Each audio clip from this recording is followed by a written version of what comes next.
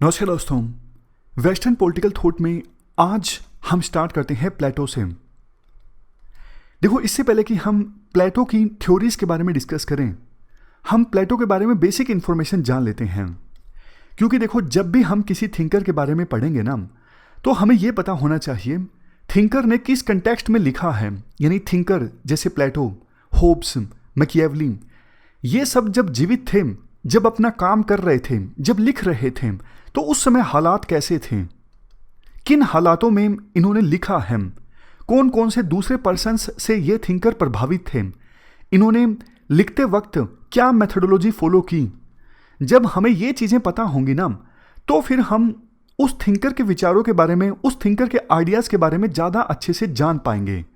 तो जब भी हम किसी थिंकर को स्टडी करना स्टार्ट करेंगे ना, किसी थिंकर के बारे में जानेंगे, किसी थिंकर के पॉलिटिकल थॉट को जानेंगे, तो उससे पहले हम बेसिक इन्फॉर्मेशन जरूर जानेंगे कि उस थिंकर के काम के दौरान सरकमस्टांसिस कैसी थी, कौन कौन से दूसरे पर्सन्स से प्रभावित था वो थिंकर। तो प्लेटो से आज हम शुरुआत कर रहे हैं, प्लेटो के बारे में बेसिक इन्फॉर्मेशन। इनका जन्म हुआ था 428 बीसी में, एथेंस में। आप ये मैप देखिए। देखो, उस समय 428 बीसी, ये वो समय था, हमारे देश में मौर्यन एम्पायर अभी इस्टेब्लिश नहीं हुआ था, लेकिन महात्मा बुद्ध का जन्म हो चुका था। तो उस इरा के हैं प्लेटो, यानी कि महात्मा बुद्ध के कंटेम्प्रेरी थे प्लेटो। और कहाँ पे इनका जन्म हुआ? देखो, आज का यूरोप में ये जो ग्रीस है ना, उस समय ग्रीस एक देश नहीं हुआ करता था, बल्कि काफ़ी सारे सिटी स्टेट्स में डिवाइडेड हुआ करता था। जैसे स्पार्टा एक सिटी स्टेट, एथेंस एक सिटी स्टेट, मेगारा एक सिटी स्टेट, आर्गोस एक सिटी स्टेट। अब आपके मन में क्वेश्चन ये आया होगा, सिटी स्टेट का क्या मतलब है? देखो, आज के समय में जैसा सिंगापुर है ना, एक सिटी, और सिटी के आसपास का जो एरिया है वो अपने आप में देश भी है। जैसे न्यू दिल्ली है, न्यू दिल्ली सिटी स्टेट नहीं है ना, देश तो इंडिया है। लेकिन कुछ सिटीज़ के साथ ऐसा नहीं है, कुछ सिटीज़ वर्ल्ड में ऐसी भी हैं जो अपने आप में देश भी हैं। जैसे वेटिकन का एग्जाम्पल लीजिए, सिंगापुर का एग्जाम्पल लीजिए। ये सिटीज़ और इन सिटीज़ के आसपास का एरिया अपने आप में देश भी हैं, तो इन्हें सिटी स्टेट बोल दिया जाता है। तो एथेंस सिटी स्टेट में जन्म हुआ था प्लेटो का। और देखो, उस समय प्लेटो का जन्म एथेंस की एक बहुत ही ज़्यादा प्रोमिनेंट फैमिली में हुआ था। तो शुरू से ही ये तय था, क्योंकि इनकी फैमिली पॉलिटिक्स में थी, तो शुरू से ये तय था कि प्लेटो भी बड़े होके स्टेट को अपनी सर्विसेज प्रोवाइड करेंगे। जन्म के बाद इनका नाम रखा गया था एरिस्टोक्लीज। एरिस्टोक्लीज नाम को आप एरिस्टोटल से कंफ्यूज मत कीजिएगा, एरिस्टोटल इनके चेले हैं जो इसके बाद हम स्टडी करेंगे। ये तो सिर्फ इनके बचपन का नाम था, एरिस्टोक्लीज। और निक नेम इनका था प्लेटो। प्लेटो नाम इनका इसलिए पड़ा क्योंकि देखो, ये कद काठी में काफ़ी चौड़े थे, मतलब तगड़े थे। सेहत इनकी जो फिजिक थी काफ़ी ब्रॉड थी, इस वजह से इनका नाम पड़ गया प्लेटो। तो इस प्रकार से हमने प्लेटो के बारे में बेसिक इन्फॉर्मेशन जान ली। ध्यान रखिएगा, जो मैंने बात आपको पहले बताई, यूपीएससी ये सब नहीं पूछती है। यूपीएससी प्लेटो की थ्योरीज के बारे में ही पूछेगी। क्वेश्चंस कैसे यूपीएससी पूछती है वो हम देखेंगे, उनके आंसर्स भी जानेंगे। Don't worry about that. अभी सिर्फ आप एक बेसिक इन्फॉर्मेशन जान लीजिए, ताकि जब थ्योरीज हम पढ़े ना प्लेटो की, तो आपको सारा कंटेक्स्ट समझ में आ जाए कि किन परिस्थितियों में प्लेटो लिखते हैं। तो फिर आपको थ्योरीज अच्छे से समझ में आ जाएंगी। अब प्लेटो के मुख्य बुक्स या फिर प्लेटो के मुख्य वर्क्स की हम बात करें।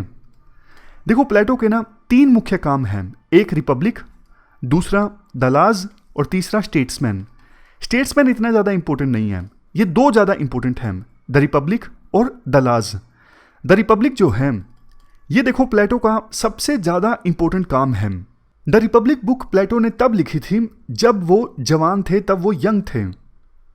और देखो, द रिपब्लिक बुक में ही फिलोसफर किंग का जो कंसेप्ट है वो इमर्ज होके आता है। आगे हम स्टडी करेंगे, प्लेटो का एक बहुत इंपॉर्टेंट कंसेप्ट है फिलोसफर किंग का। वो कहते हैं अगर किसी स्टेट को आइडियल बनाना है, परफेक्ट बनाना है, तो उस पर रूल होना चाहिए फिलोसफर किंग का। ये मत सोचिए अभी कि फिलोसफर किंग का क्या मतलब है, क्योंकि ये कंसेप्ट अभी आएगा। कहने का मतलब साफ है कि द रिपब्लिक बुक जो है प्लेटो की सबसे इंपॉर्टेंट बुक है। उसके बाद दूसरी बुक द लाज, ये बुक प्लेटो ने तब लिखी थी जब वो मेच्योर हो चुके थे, उनकी अच्छी खासी एज थी, तब उन्होंने ये बुक लिखी थी द लाज। अब हम ये जानते हैं कि प्लेटो के ऊपर कौन कौन से फिलोसफर्स का इन्फ्लुएंस देखने को मिलता है। सबसे पहले हैं सोक्रेटिस। सोक्रेटिस जिन्हें वर्ल्ड का वाइजेस्ट पर्सन कहा गया है। सोक्रेटिस देखो प्लेटो के गुरु थे। सोक्रेटिस के विचारों की बहुत ज़्यादा छाप देखने को मिलती है प्लेटो पर। सोक्रेटिस को ना जहर देके मरवा दिया गया था एक डेमोक्रेटिक रूल में, यानी डेमोक्रेसी थी जब रूलर्स ने सोक्रेटिस को जहर देके मरवा दिया गया था। तो इसकी वजह से प्लेटो को डेमोक्रेसी से यानी लोकतंत्र से बहुत ज़्यादा नफरत हो गई थी। इसके अलावा प्लेटो की जो मेथोडोलॉजी है ना, जिसके आधार पर प्लेटो ने अपनी थ्योरी दी है, जिसका नाम है डायलेक्टिक्स, वो प्लेटो ने सोक्रेटिस से ही सीखी है। इसके अलावा और बहुत सारी सोक्रेटिस के जो विचार हैं, जैसे थ्योरी ऑफ नॉलेज, उनकी छाप प्लेटो के विचारों पर, प्लेटो के थ्योरीज पर देखने को मिलती है। इवन काफ़ी बार तो ये भी बोल दिया जाता है कि जो भी प्लेटो के विचार हैं ना, वो सोक्रेटिस के विचार हैं। ये क्वेश्चन हम अटैम्प्ट करेंगे बाद में। इसके बाद सोक्रेटिस के बाद दूसरे नंबर पे है पाइथागोरस, जिनकी छाप प्लेटो पर देखने को मिलती है। पाइथागोरस थ्योरम के बारे में तो आपने बचपन में पढ़ा ही होगा। पाइथागोरस का एक कंसेप्ट है ट्राइपेटाइट मैन का। ट्राइपेटाइट मैन मतलब पाइथागोरस के अनुसार ह्यूमन माइंड में 3 एलिमेंट्स होते हैं, एपिटाइट यानी भूख, रीजन, और तीसरे नंबर पे स्पिरिट, फॉर एग्जाम्पल करेज। करेज आप सिंपल बोलिए। फिर से बोलता हूँ, पाइथागोरस का एक कंसेप्ट था ट्राइपेटाइट मैन का। उनके अनुसार ह्यूमन माइंड जो है 3 एलिमेंट्स से मिलके बना है। एपिटाइट सबसे पहले नंबर पे, दूसरे नंबर पे रीजन, और तीसरे नंबर पे करेज।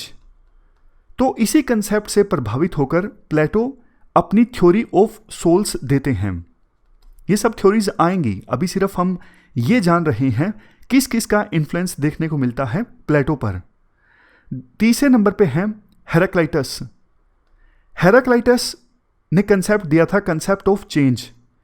इनके अनुसार दुनिया में ना एक ही चीज कांस्टेंट है, वो है चेंज, यानी कुछ भी हो वो बदलेगा ही। इंसान सोने के बाद उठेगा ही। कोई भी चीज हो, आपकी बुक हो, कोई भी फिजिकल चीज हो, उसमें बदलाव आएगा ही आएगा। यानी चेंज जो है वो हमेशा चलता रहता है, कोई भी चीज हमेशा कांस्टेंट नहीं रहती है। ये कंसेप्ट दिया था हेराक्लाइटस ने। उसके बाद चौथे नंबर पे है पैरमिनेडस। पैरमिनेडस ने कंसेप्ट ये दिया था हेराक्लाइटस के कंसेप्ट के विरोध में, कंसेप्ट ऑफ परमानेंस।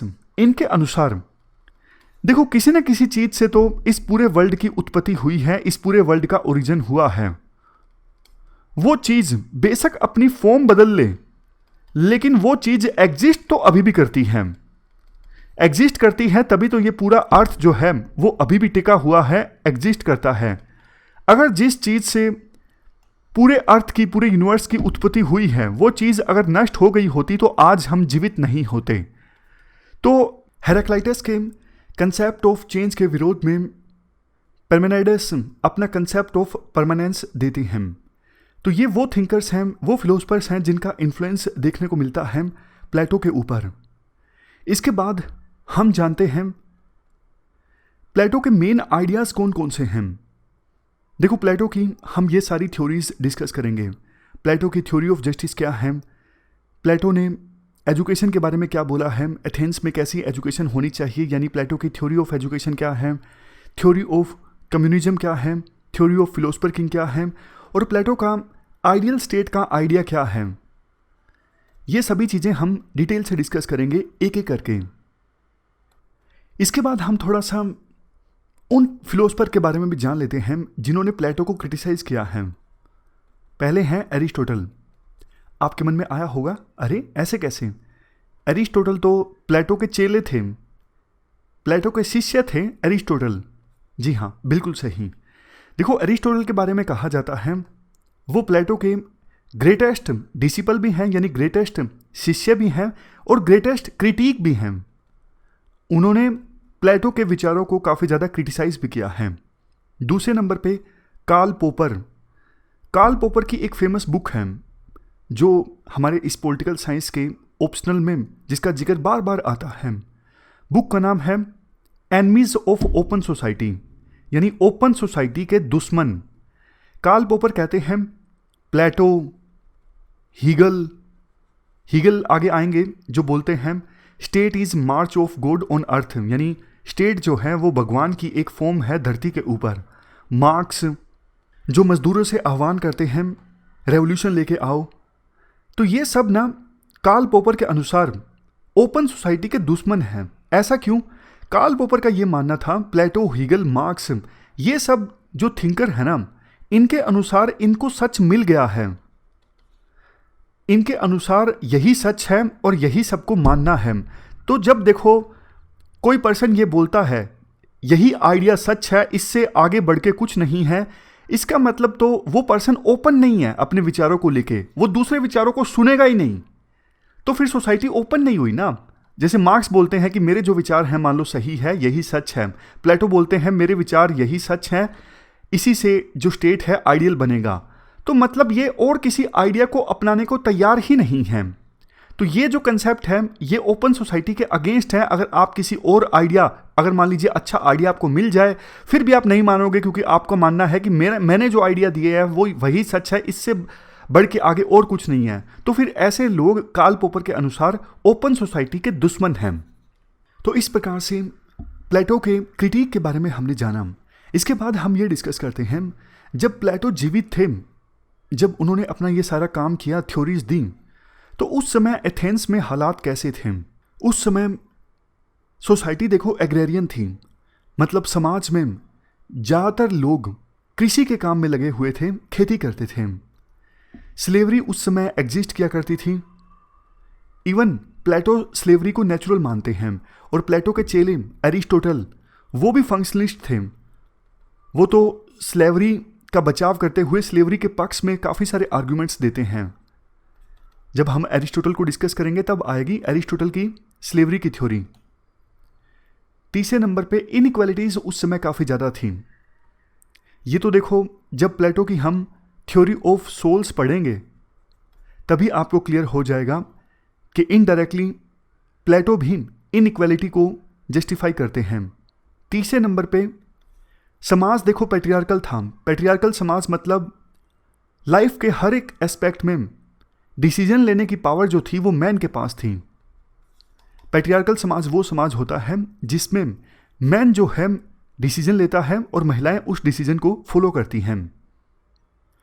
जब देखो हम सर्कमस्टांसेस को डिस्कस कर ही रहे हैं तो एक और इंपॉर्टेंट चीज, एक वार देखिए आप, वार का नाम है पेलोपोनेशियन वार। ये वार 431 बीसी में हुआ था। किस किस के बीच में हुआ था? एक तरफ स्पार्टा और दूसरी तरफ एथेंस। उस समय देखो दो सिटी स्टेट्स के बीच, जैसा हमने शुरुआत में डिस्कस किया कि उस समय बहुत सारे सिटी स्टेट हुआ करते थे। ये इमेज आपने देखी थी, जैसे स्पार्टा एक सिटी स्टेट है, एथेंस एक सिटी स्टेट है। तो उस समय ना स्पार्टा और एथेंस के बीच राइवलरी हुआ करती थी, मतलब टेंशंस हुआ करती थी। तो 431 बीसी में एथेंस जिससे संबंध रखते थे प्लेटो, तो एथेंस की लड़ाई होती है, युद्ध होता है स्पार्टा सिटी स्टेट के साथ। और कन्फ्लिक्ट देखो कई सालों तक चलता रहता है, कहा जाता है 27 ईयर्स तक ये वार चलता है। और फाइनली देखो एथेंस हार जाता है, यानी प्लेटो का जो सिटी स्टेट था एथेंस, वो युद्ध हार जाता है किससे? स्पार्टा से। तो इसका ना काफ़ी दुख हुआ था प्लेटो को। वो इन्वेस्टिगेट करना चाहते थे आखिरकार हमारा जो सिटी स्टेट है एथेंस वो क्यों हार गया, इसके पीछे क्या कारण रिस्पॉन्सिबल हैं। वो चाहते थे एथेंस की जो सोसाइटी है उसमें रिफॉर्म्स आए। रिफॉर्म्स मतलब एथेंस में देखो सभी को एजुकेशन नहीं मिलती थी, जबकि स्पार्टा में एजुकेशन का एक्सपेंशन था। इस प्रकार से काफ़ी सारी कमियां थी एथेंस की सोसाइटी में। और प्लेटो चाहते थे कि एथेंस की सोसाइटी में रिफॉर्म्स आए ताकि अगर फ्यूचर में वार होता है तो एथेंस फिर से ना हारें। कुल मिला के वो एथेंस की सोसाइटी में रिफॉर्म्स लाके एथेंस को एक परफेक्ट स्टेट बनाना चाहते थे, आइडियल स्टेट बनाना चाहते थे। तो ये उद्देश्य था प्लेटो का लिखने का। जब हम प्लेटो की थ्योरीज पढ़ेंगे ना, तब आपको वो थ्योरीज और भी ज़्यादा बेहतर ढंग से समझ में आएंगी। तो इस प्रकार से हमने कंटेक्स्ट जाना, किस कंटेक्स्ट में प्लेटो लिखते हैं। आज देखो हमारा पहला लेक्चर था, तो आज हमारी क्लास की जो ड्यूरेशन है वो थोड़ी ही होगी। कल से फिर हम ड्यूरेशन जो है लेक्चर्स की वो इंक्रीज़ करनी स्टार्ट करेंगे। फ़िलहाल इस लेक्चर में इतना ही है। Thank you very much for discussion.